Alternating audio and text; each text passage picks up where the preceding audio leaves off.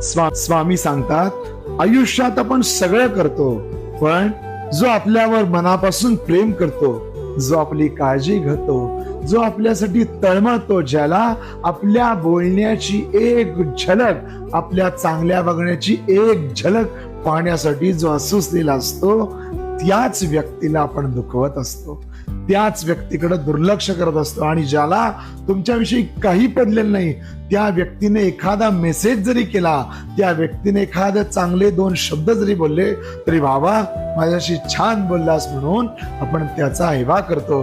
पण लक्षात घ्या मित्रांनो, आई वडील असतील, मित्र असतील, प्रियकर असतील, प्रियसी असतील, जे तुमच्यावर मनापासून जीवापाड प्रेम करतात त्यांना जपा, कारण सगळं मिळेल पण जीव लावणारी माणसं कधी मिळत नाहीत. जीव लावणारी माणसं कधीही मिळत नाहीत. श्री स्वामी समर्थ.